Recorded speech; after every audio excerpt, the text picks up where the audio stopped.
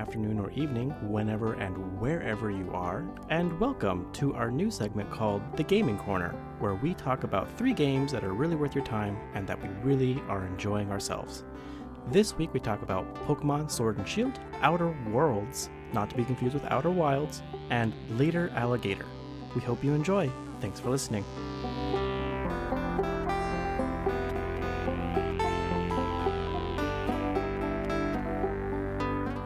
Greetings, travelers! It's Sunday, December 8th, and this is a new segment we're calling The Gaming Corner, where we talk about games that are really worth your time. I'm your host, Tyler Smith, and I'm joined as always by my 2 very good friends and co-hosts for life, Rebecca Faye. Hello. And Olivia Quinn. What a nice corner you have here. Thank you. It's my corner, I've established that, and we're going to be talking about some games today. I hope you're all excited. I hope you all have your presentations prepared. Since this is a new segment, I guess I'll just kind of explain what we're doing. We're just going to be talking about a few games that really are dear to us and we feel like you should be play or get into because there are so many games to play these days. And you might not have enough time to play all of them, like most of us. So we have a lot of good games today, but I'm going to start talking, since I'm the host, I'm going to go ahead and kick us off with Pokemon Sword and Shield, the newest edition of Pokemon. Let me just, before I begin my little spiel, can I get a history of your guys' experience with Pokemon? I know some of us are experienced and some of us aren't. Olivia, what is your experience with Pokemon so far? I've played Pokemon since Pokemon Blue. I'm hardcore, always loved Pokemon. There was a brief stint. I didn't play Pokemon Ruby. I wasn't like a Game Boy Advance kid. And then I came back to it with the DS and played Diamond and Pearl and was hardcore on board and have kind of been checking intermittently. The last game I played before Sword and Shield was Sun and Moon. And I didn't finish that one. Okay. Rebecca, what about you? I did not play a Pokemon game until I was an adult. It was Pokemon X and Y. I didn't like it. And that's all I have to say about Pokemon. Boo, Okay. You're a bad person. Okay. No, she's not. It's perfectly fine. It's valid feelings here. My history with Pokemon is I started with Red and Blue. So I started at a very early age. I went from that to, I think, Pokemon Yellow, which is like the Pikachu edition. And then I stopped. And I stopped playing until Pokemon Sun and Moon, which then it was like my first DS Pokemon game for many, many years. And then I am now in Sword and Shield. I'm here to tell you why, if you've never played Pokemon, or you have been playing Pokemon for many years, like Olivia, this is the best Pokemon to get into. Either Sword or Shield, or both, if you want to spend $120. The reason why this game is really worth your time, and why I love it a lot, is because it's like the first real Pokemon game that has been on a console, canonically. We're not talking about Pokemon Snap or Pokemon Stadium, which were on obviously N64, and I believe there was a few Pokemon games for GameCube and also the Wii. But this is like the first, like I said, canonical Pokemon Sword and Shield on a console Switch game. So it's very easy to access, portable. I know that there is a lot of controversy around this game, but I'll get into that a little bit. I want to highlight the positives of this game. One, it's very easy to play. I feel like Nintendo's really always, or Game Freak in general, has really always nailed this on the head with Pokemon in general, where it's very easy to play, but also very difficult to master. They've always had this very wide audience, ranging from small kids to grown adults, people who've grown up with the series all, their entire life. But this game, it looks very good, and it just starts off very easy for anyone to understand. And the progression system has changed considerably from Pokemon Sword and Shield, or Sun and Moon, to now Sword and Shield, where I honestly felt like it was almost too easy for me, where there was like no downtime for me. other than like I had to go to work and like that was the only time I had to put the game down. People who've played Pokemon in the past, you might know that Pokemon battles or gym leaders in general, which are these essential for people who haven't played Pokemon. Gym leader is almost a boss encounter. It's a gatekeeping thing to progress in the game, where you have to defeat a gym leader to progress. Anyway, Sword and Shield, they dumbed it. I don't want to say dumbed because that's not exactly what happened, but they made the experience a lot more user friendly. Your Pokemon are healed a lot, very often throughout the main story, so that you don't have to worry about running back to the Pokemon Center to have your Pokemon healed. And the rival encounters are not very complex.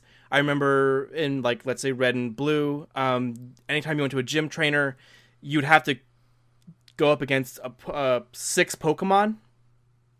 And in this game, Sword and Shield, you only have to go up against 4, maybe 5 later in the game, but it's between 3 and 4 at the very beginning. And the Pokemon are very easy to beat. I don't know if it's just because the type matches happen and you have the super effective hits on them, or if it's just they are intentionally a little bit weaker than your average Pokemon, so you can get through the gym battle itself very easily. To get through the story itself is very easy to do.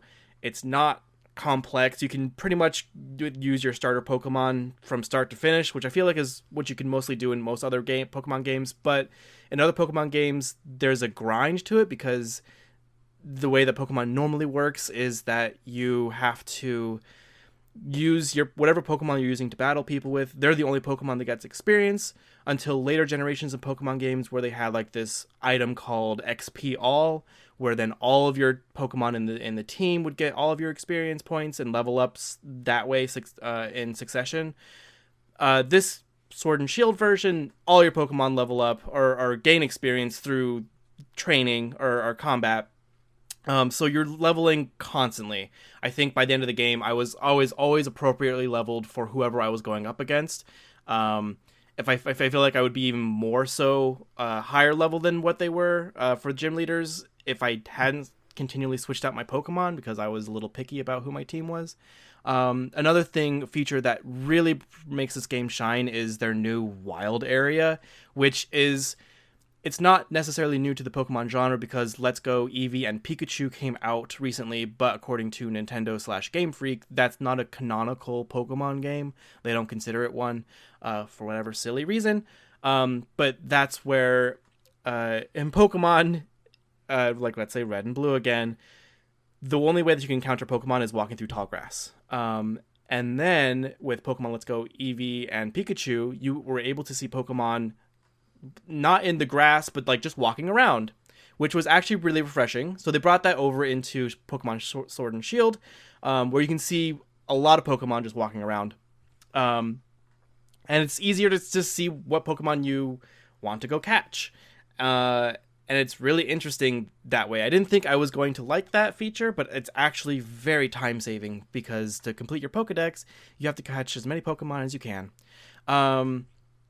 Before I move on, is there any other questions anyone has so far? Any confusion or... What's your favorite Pokemon in the new game? Is it Wooloo? It should be Wooloo. Wooloo, forever.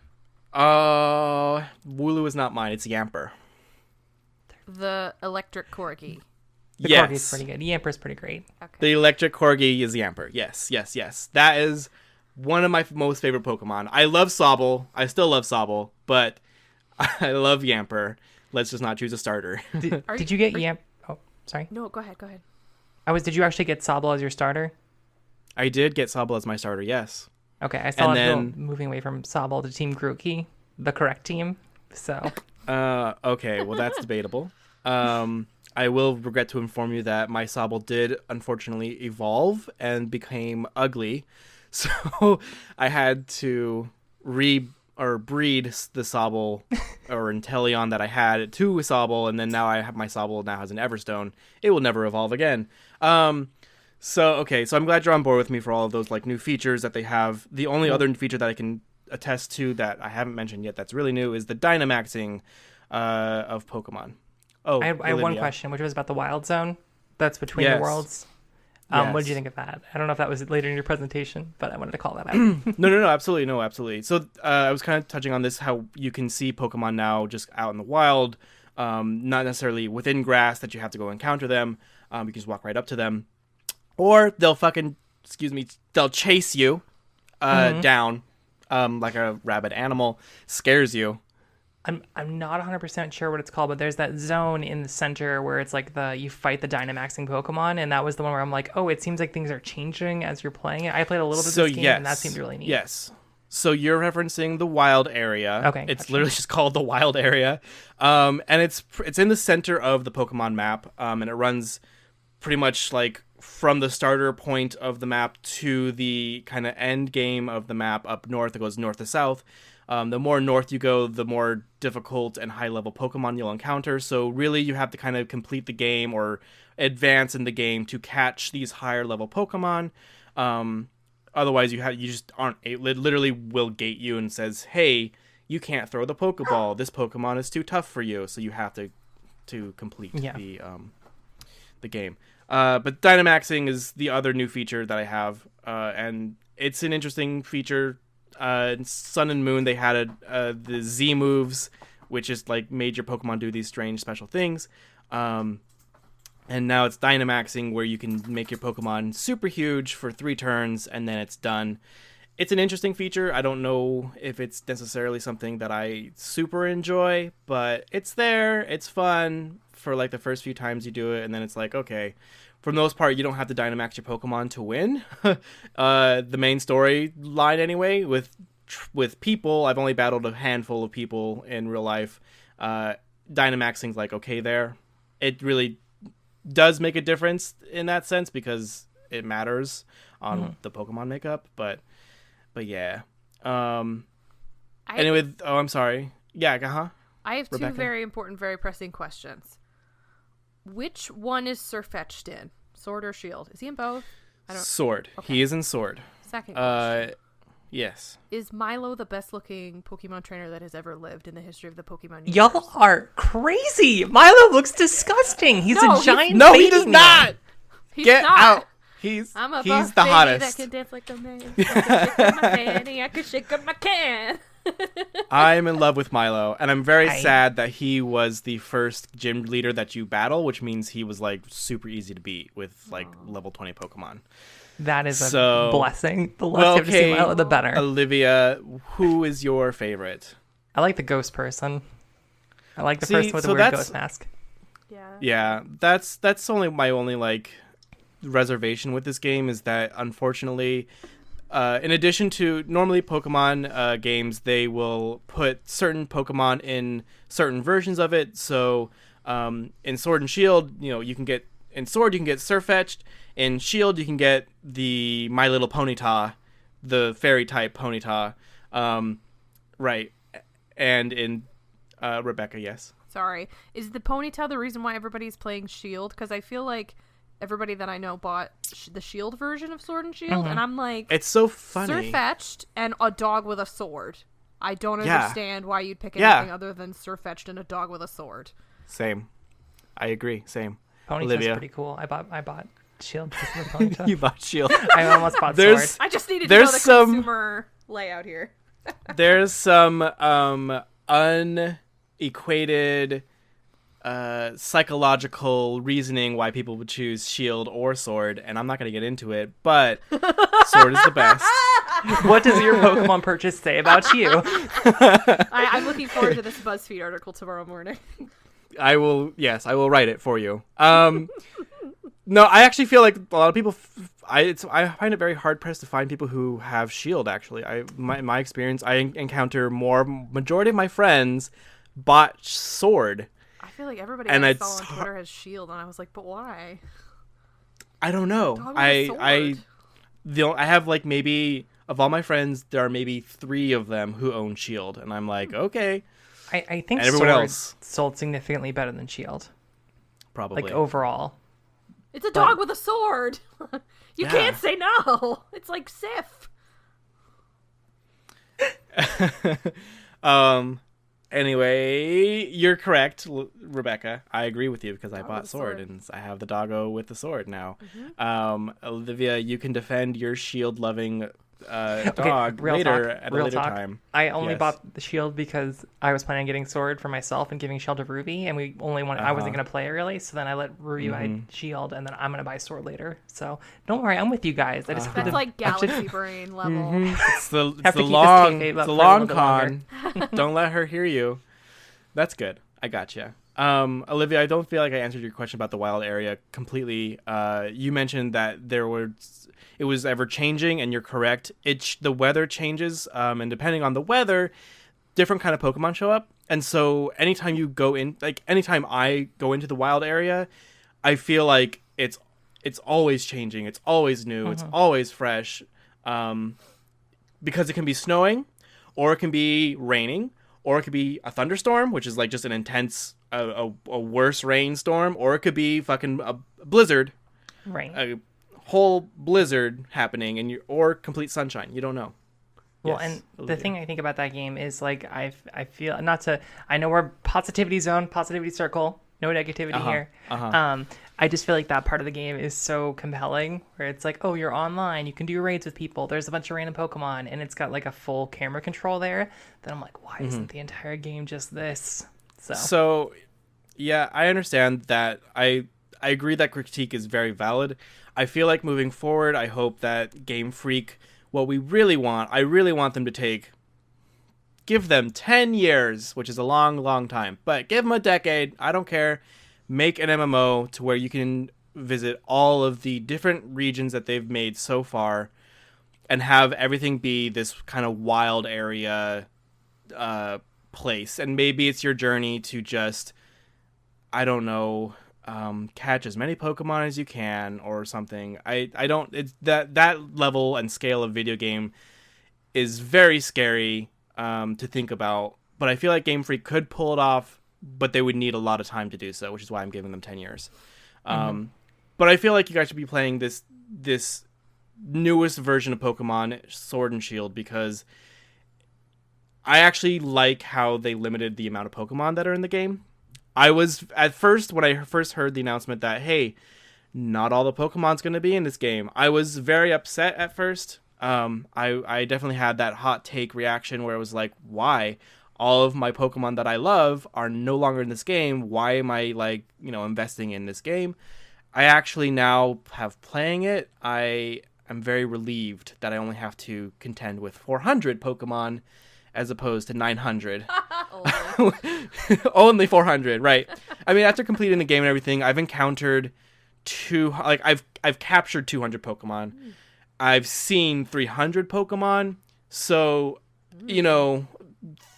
20 hours later, I feel I've sunk into the game. I'm doing pretty well, it doesn't seem like it's this daunting task or anything, or that I've run out of things to do in the game. It's just I've had the most fun playing this version of Pokemon than I ever have with any other Pokemon game. Sans maybe Pokemon Snap, forever in my heart. So, did you have any other more questions or? No. Okay. So while I'm coming off of this Pokemon Sword and Shield game, I'm curious to hear what your thoughts are, Olivia, about Outer Worlds. Olivia does a critical hit on Outer Worlds. Let me go ahead here and I will set my timer so we can get into this. Webster's Dictionary defines the best video game. Webster's Dictionary defines the best video game as Fallout New Vegas. And I'm going to say here, y'all know Fallout New Vegas. Y'all know Fallout New Vegas is very good. I may like the Outer Worlds more, and here's why. So the best thing I can say about the Outer Worlds, and this is also a strength of Fallout New Vegas, Outer Worlds made by Obsidian, same developers. This is their own IP. They're kind of doing, it's very similar to like a Fallout game in terms of an older Fallout game, not like Fallout 4. We're talking Fallout 3, Fallout New Vegas. In terms of presentation, one of the best things I can say about this game is that you can kill everyone that you run into in the first 30 minutes and everything just keeps going. Wow. Love it. Nobody's marked as essential. So like in Fallout 3. Dangerous. Yeah. You don't have that. Not one Sorry. character is essential. So they do some tricks where it's like this character does not trust you, and they're rightfully so because I'm a murdering psychopath.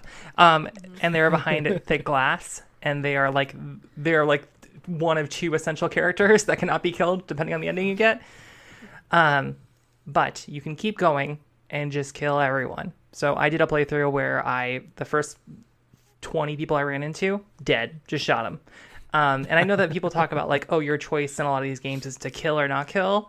And I think these aren't even presented as choices. This is just the systemic game world of like, oh, I'm walking around and this is a potential companion. And because of my choices, I'll have to kill them now because I killed the foreman and they're already attacking me. And like, they're not marked as essential. They're just gone. I went to the next zone. So you go from a planet to a ship. And on the ship, you're supposed to meet some of the NPCs that are going to be with you the entire journey, who are going to be like your allies and stuff. Just kill them all for no reason, whatever. I wasn't sure what the game would do at that point, and I went back to, because like usually it's like your ship's locked, you can't leave. I went back to my ship because I got the little notification like, you've already pissed off all of the people. Go talk to your like ship computer and it'll tell you what to do. And its response was activating the captain is a psychopath protocol, and it just sends you to like a dangerous place, like way farther into the game. And it's like, cool, this is where you can land now. Like, this is your only option of moving forward. So I think this game doesn't restrict you in terms of how badly you can screw it up, which I really appreciate. I think y'all already know about the botched quest tab. But let's just say you killed one of your quest givers or did something to ruin the quest. It can just end that quest line and you're done with it, which I thought was super interesting because I feel like in a lot of, I think the main problem with Fallout 4 that a lot of people speak to is like you're kind of on rails the entire time. If you have no interest in meeting Preston Garvey, you have to go way out of your way to avoid Preston Garvey. You have to do the Institute stuff. Here, this is like a very similar system where it's like there are factions and there's a conflict that's rising and you need to choose a side. And it does that thing in Fallout where it's like, hey, here's all your choices that, you've made up to this point. Here are the allies that are going to come to you. Here are the people who dislike you. You can just really screw it up, which is a strength of New Vegas, where it's like, hey, if you've ruined every other potential aspect of this game, you can still go independent. And I think that's one of the most compelling aspects about it. Any questions about that before I move on? So the route that you're talking about, is that the Monarch route? Because I've heard that mentioned a lot in speedrunning circles, like the Monarch route. And so I was curious if that was how that came to be. So that's interesting. Yeah. There, you have the option, like, just to give you a little bit of background, Monarch is a planet that's like, throughout the game, you're told like, oh, Monarch's so dangerous, don't go there. And then by default, you don't really know this unless you've already played the game or just kind of screwing up the menus, but you have an option to land on Monarch right from the beginning. And there is a thing that's like, warning, do not go here, very high level monsters. And so if you are a murderous rampage person who kills everyone, that's where you have to go to deal with Perfect. kind of as like Good. a little bit of a penance. Interesting. Y'all have probably heard of Parvati. She's the game's first companion. She's sweet. She's likable. She's a gearhead. She's basically the mechanic from Firefly. Like, this game has a very Firefly aesthetic of like space western. And she's ace. And you get to set her up. You don't get to date her, but you get to set her up with a date. And it's all very sweet and adorable. And it warms my heart. But that's not what I want to talk about. That's just one example of a character that endeared me. I want to talk about the world building in this game and the writing that has to do with the unbridled capitalism that destroyed everyone. Like, this game is a capitalist nightmare. People's lives are bought and sold. Like, they don't get medicine because they're not a high enough ranking employee, or like they're not productive enough. So it's like, hey, you got the common cold? Pfft, no medicine for you. You had a child? Your child has to go to this other planet because we need more workers there. As I'm playing this game, and I'm like, yeah, tear the system down. It's trash. I want to destroy it. The most intriguing part to me was the parts where I was like, well, maybe if we destroy it all, it's not actually going to help everybody. How if we destroy the system, it may actually harm people. If we like just try to destroy everything without having kind of transition plan, that's a problem. And because of some of these arguments that like other characters made, I became my worst nightmare. I became the centrist. I became the pragmatist. I became the person who was allying myself with like the capitalist board. And like, there is a choice that I'm sure you guys have heard of. Like, it's the first big moral quandary of the game, where it's like, yeah, this town sucks. I'm going to cut off its power. I'm done with it. And then at the last minute, you get Parvati who comes back and is like, well, I grew up there. And these people, if you cut off their power, you're not going to, they're all screwed. And I was like, whatever, Parvati, I'm not going to listen to you. You're garbage. You're part of the system. And then I luckily made a safety save and did that choice where I was like, okay, let's cut off the power. Let's give it to the rebels or the outcasts who are trying to create their own society. And then I went to go visit the town to go see what the repercussions were of me cutting off the power. And it's pretty freaking dire. There are sick folks that are just like, oh, we're leaving them for dead. We can't handle them anymore. Everyone's kind of just having a rough go of things. And, the outcasts are pretty stoked. But you've also kind of doomed everyone to death. So I think after seeing the results of that, I was like, okay, sometimes being the pragmatist is the best option. And, there's another example of whenever it's you meet a guy who is literally saying, I want to destroy capitalism and rebuild the system to make it more shared. And then you have to make the decision. I ended up making the decision of being well, actually, you're not the best choice for this. You're too focused on the story, not actually the carrying out your mission. So you got to die so I can put someone else who can actually carry out your mission a little better than you can. And I was like, wow, I never would have thought myself as the person who had made that decision, but I did because they convinced me to do it. So those are the kind of world building and character moments that I think are really interesting that make you be the bad guy, which I kind of enjoy. All right, let's keep going. I think one other aspect of this game that speaks to me, I don't know if you guys know this, but I have a problem where I like to do everything in video games. So I'll get all the perk points, raise up my level, I'll do all this stuff, I'll get very into it. This game does not reward that style of play. It doesn't? It does not. Up to a certain point, you can, distribute your skills pretty equally. The way that the leveling system works is that compared to Fallout, where you have a set of skills, there's still individual skills, but they're kind of grouped into sets of 3. And you can actually put a skill point into all 3 of them at the same time until you hit level 50. And then at level 50, you need to start actually putting them in 1 point at a time. So you can raise all of your guns up to level 50, your short guns, long guns, and energy, I think it's heavy weapons or energy weapons. And then from there, you need to start picking all right, well, I only get 10 points per level. There's only 3 levels in the game. So I need to actually kind of pick one of these to specialize in. And I made the decision of being well, I'm just going to go up to 60 on all of my skills that I normally use.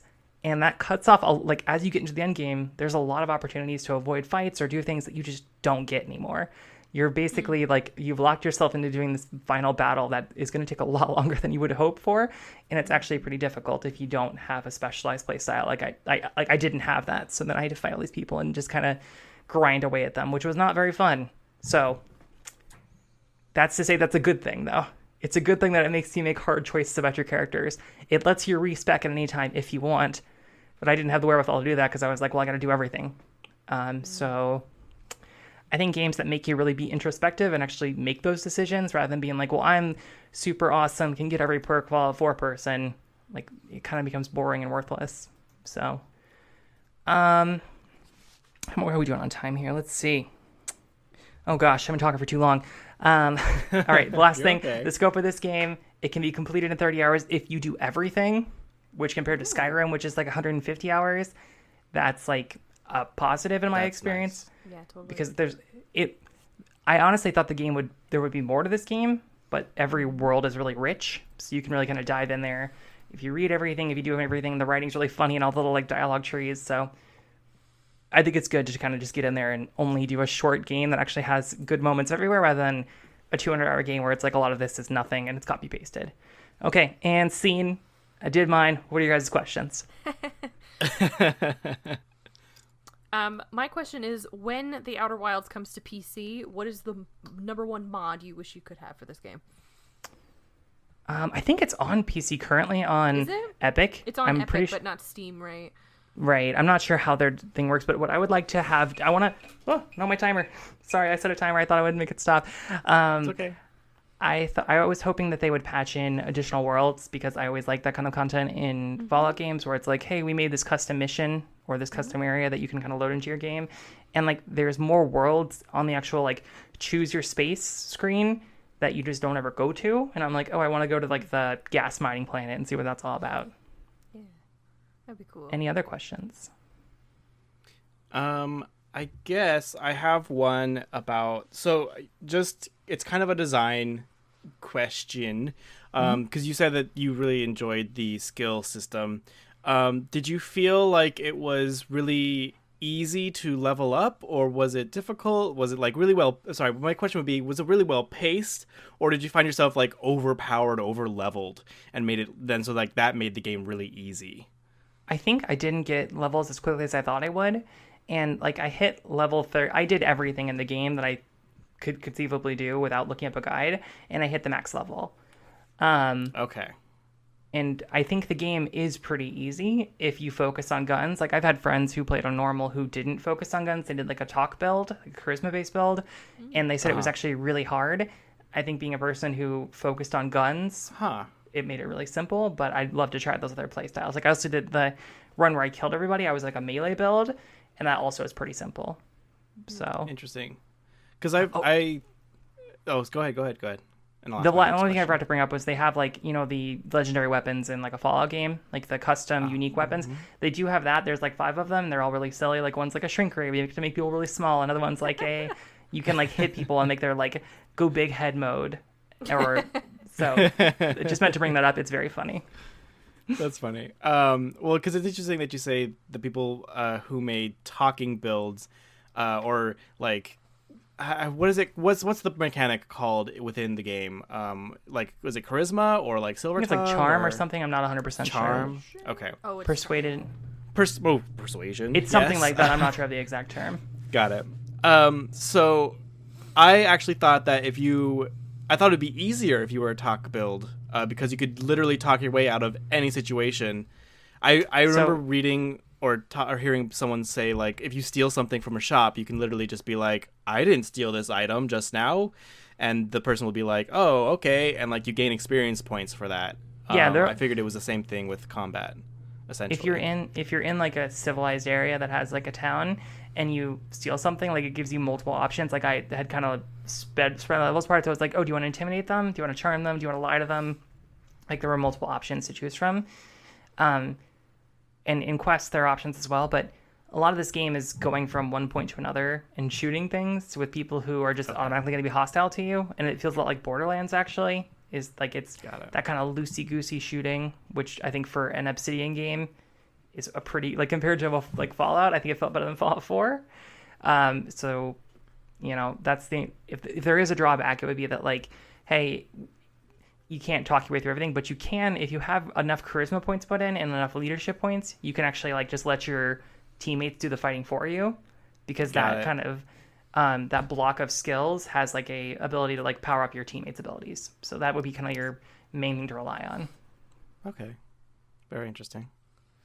Rebecca, do you have any other questions? Who is your most favorite companion outside of Parvati? Like who is your traditional 2-person squad? Oh gosh, I'm trying to remember her name now. It's the doctor, Ellie. Ellie is my main girl. So she, I don't actually, her like you have like it's the Mass Effect 2 style of like you have your companion quests, and her companion quest is very funny, and she's just like a real shithead, and I appreciate her shitheadness. Yeah, I think y'all should play The Outer Worlds. It's on Game Pass. How can you not play it when it's already part of the service that you have to get? Yes, for $1. I feel like Outer Worlds.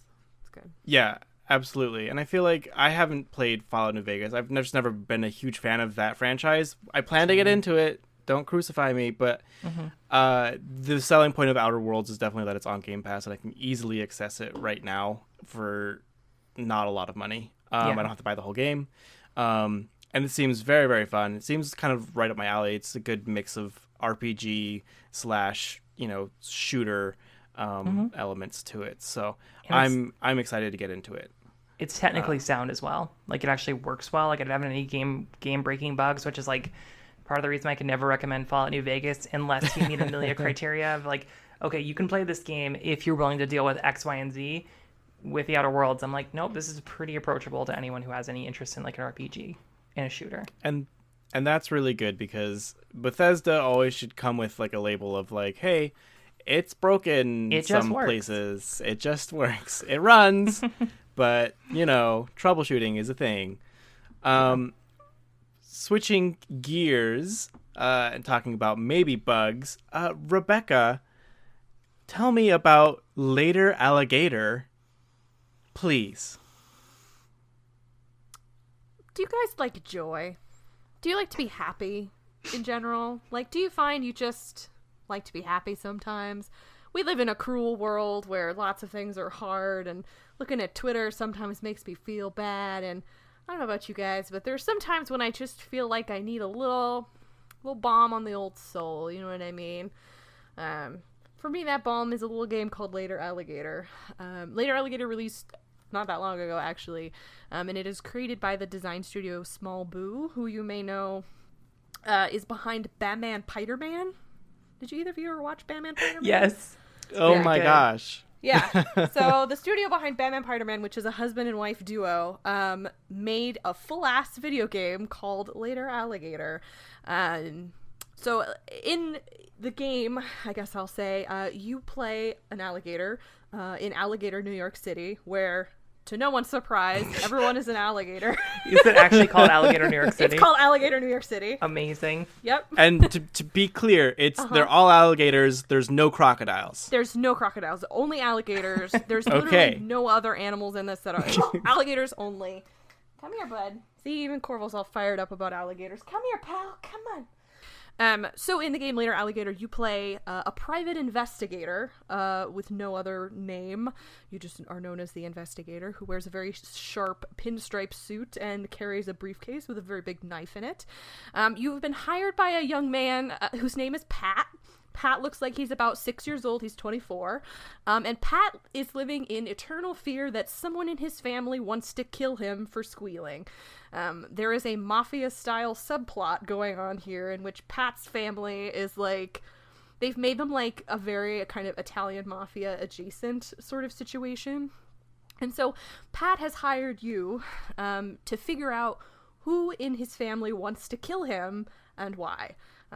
But Pat's a little paranoid. Pat's afraid of everything, including loud noises, ghosts, the dark, and a whole, host of other things. And so the kind of core gameplay loop is you're given a set number of hours in Alligator, New York City, and each action you take takes part of that time away. So, like, traveling will take a certain amount of time, and then talking to people takes a certain amount of time, and talking to people is the main part of what this game is. So you as the investigator get to talk to all of the crazy people in Pat's family. You can ask them about their relationship to Pat, you can talk to them about themselves, and you will ask them about this thing that's called the event, which is this event that's being thrown, presumably to kill Pat, right? He wears like a tiny little, like, ball cap. Like, he seems really, like, no one wanted to kill this sweet little boy. But they do. Okay. So, in order to get information about what's happening at this event, you have to play little mini games that are different depending on who you're talking to, and these range from everything to, like, a little claw game, like put your coin in and get a claw game out. You could play a little Penny Bee, otherwise known as pinball in the Later Alligator universe. You could play Old Maid. There's like a full-ass dating game in this.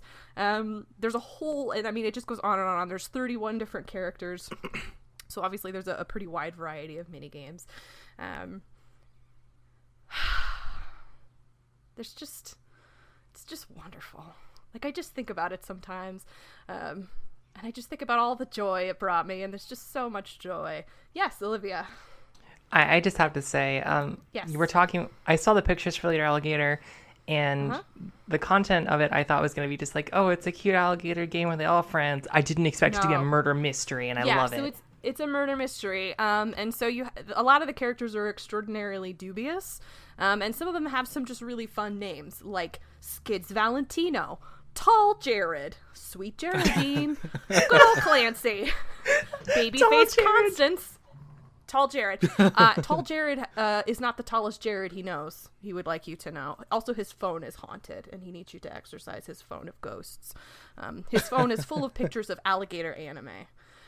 So that's like a really key component of this game, is that, to me this was a pro, but to some people it may be a con. It has like a level of humor that is super referential. So it references other games a lot. There's references to anime, and like very modern anime, like Ouran High School Host Club and Free.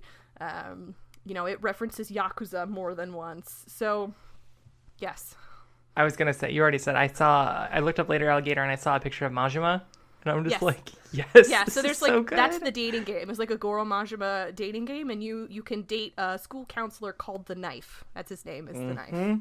I'm glad he's a school counselor. Yeah, he's using his like tough exterior to really get the kids in line and teach them how to be, what's right. So another benefit is that Later Alligator has a ton of complexity. Like, there are 3 endings. You cannot complete and see everything in only one playthrough. It asks you to play it multiple times because there's so much happening in this game. Like, you'll figure out pretty early on what the event is and what's happening at the event and sort of Pat's relationship to the event, but you'll never actually know until you get to meet all of the characters in Pat's family, and there are many. Some are hidden, some are really hard to find. Yes, Olivia? I just keep thinking near Alligator. Like it's near... That would be good. That would be good. Well, what's funny too is that Tall Jared on his phone, as you're exercising his phone, he has lists of like game ideas, and they're all like anime visual novels that already exist. I don't know. Yeah. That's pretty good. But it is a very referential game. So the biggest thing that I have to say is that a lot of games are funny. A lot of games try to be funny, right? And funny is, I think, a really hard metric to hit. But there's something about Later Alligator that is, like, so crafted to the very minute detail, you know what I mean? Like, everything was thought of. So, for example, there was a minigame that I was playing where, those picture puzzles where it's, like, a picture that's all scrambled and you have to reassemble the little squares? It's like all out of order and you have to slide them around. I think there's a name for those, but I don't know what it is. Anyway. Slidey puzzles. I hate those. I hate them. When a game gives me one, I'm like, this sucks. This sucks ass, and I hate every second of it. So I was playing that mini game, and I was taking a really long time, we'll say. I was really slow on the uptake on this. And as I'm playing, I noticed like a little box start to kind of appear in the corner of the screen, and it sort of raised up from the corner, and it just said, hey, it looks like you're really bad at this. Do you want to just skip it? And it let me just totally bypass. It literally said those words? Yeah. And it just acted as if I had won it. It literally said, hey, it looks like you're really bad at this. That's hilarious. And Oh, no. I don't often, like, full sort of laugh out loud about stuff. But that was just, like, that's, like, the level of design thinking that this game is at. And so... outside of the 31 characters that you can meet and play their mini games and sort of interrogate about the event, there are also other secrets. There's other alligators in this world. There are other subplots happening, like with the waiter at this restaurant that Pat is obsessed with. And, there's a very interesting, very confusing family tree that you can start to build and put together. So I would say maybe overall one playthrough of Later Alligator takes about 3 hours. Maybe less if you don't mess up the Knife's dating game like I did the first time. But it gives you the opportunity to meet almost all of his family. You could usually meet maybe 20 characters in one playthrough. And your progress carries over to each new playthrough, so you don't have to keep going back and meeting the same alligators again and again and again. You can always... return and like go different paths, meet different people. Some of the engagements that you'll have with these characters are timed. So I don't know. It's like it's really hard to talk about a game that I think is just straight up joy. You know what I mean? But like Later Alligator was just funny as hell. Like it was funny as hell start to finish. I don't know. It just like it lives in my heart and just like a very special place. And I haven't stopped thinking about it since I played it because. I don't know. Somebody made something good in this cruel world, and there's really no catch to it. You know what I mean? Like, there's no sticking point. It doesn't try to, like, have some kind of grand narrative or, like, make some sort of big statement about the world. It just is like, here's a poor, infantile young man who is afraid of everything in the world and just really wants to be alive. And you know what? I can get into that. Yes, Olivia, talk to me. I'm thinking a lot about Night in the Woods. And how Night in the Woods, there were parts of that game that I really loved, like all the characters, the interactions. And then Night in the Woods, spoilers here, it takes a total, like, whiplash of, like, here's the tone, we're changing it, it's horror now. Like, here's this, like, horrific game. Does this have a significant tone change like that, in your opinion? And does it impact the game if it does?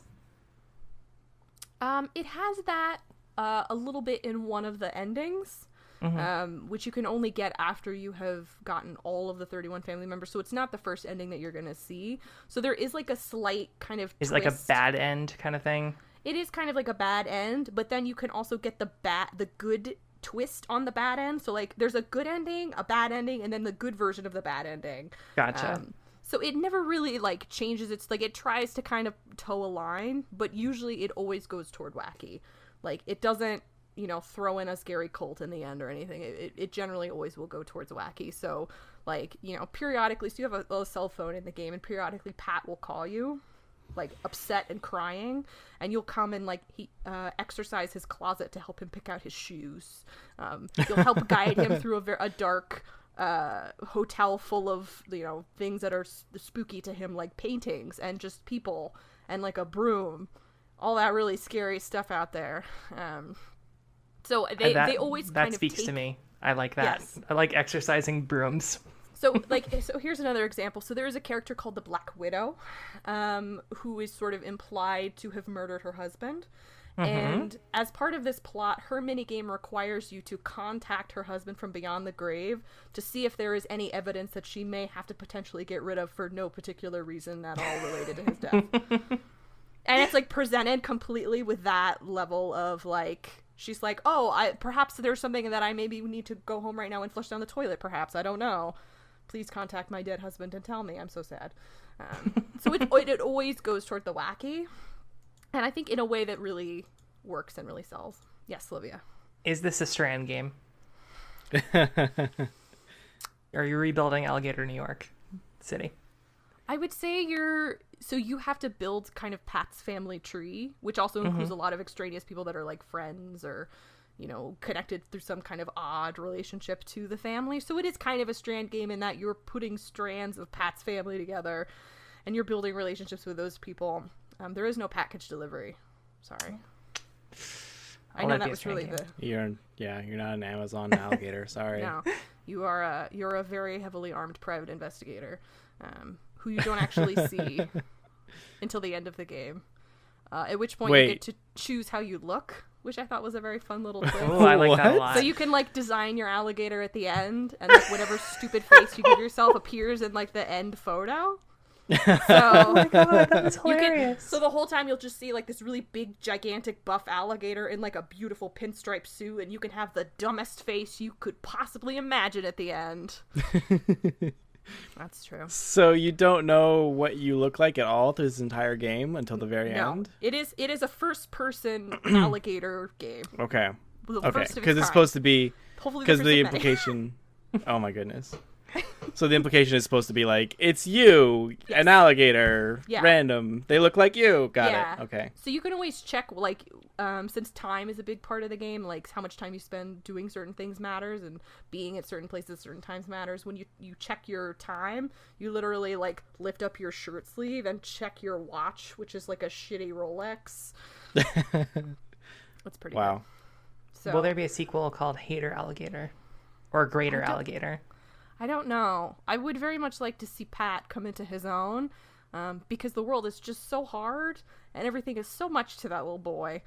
And I really worry about him and where he's going in this life. You know what I mean? Would you consider this a GOTY contender? It sounds like it is. It is on my top games of the year. Yes, it is. I have decided my top 10. I have ranked my top 10. It is in there unquestionably. You're building the list. Yeah, I'm building the list. Well, I'm glad you brought it up because I haven't heard of this game at all, and it seems like it was released like earlier this year, right?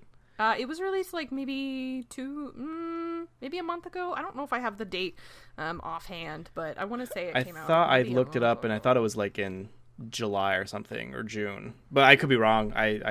But my point is, I haven't heard of this game, so I'm glad you brought it to my attention because normally I'm all about indie game coverage, but there are also so many games out there, so yeah, it's very possible it just flew under my radar.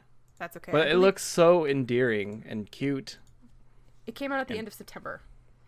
Oh, okay. So it's not still too bad. It's still tasty fresh, but there's still time. It does not take much time to get through it, so there's still time to get through it before the end of the year. And it's, I mean, it would take me longer than 3 hours to tell you every single moment of joy that's in this Oh, game, of because course. it's absolutely endless. And so I think people of a certain generation and of a certain internet literacy will find a lot to love in Later Alligator. So please treat yourselves. Please enjoy it.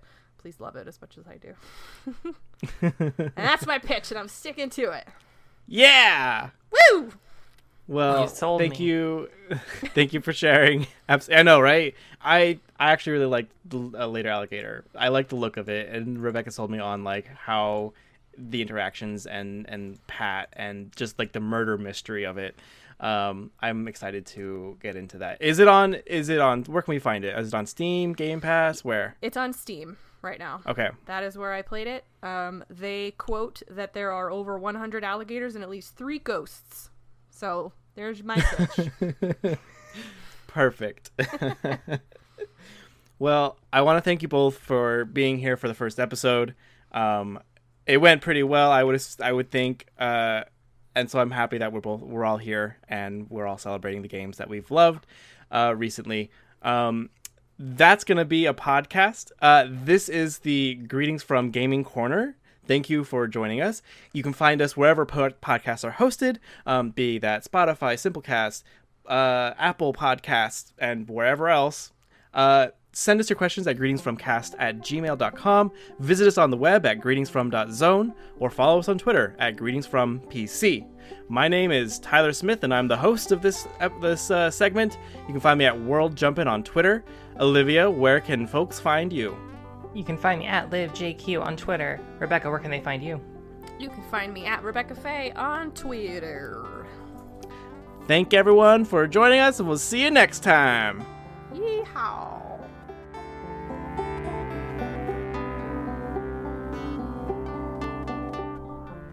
Congrats, gamers! You made it to the end! Thanks for listening to the Greetings From podcast. Our intro and outro song is an edited version of Deep Fried Space Food by Substitute Sandwiches.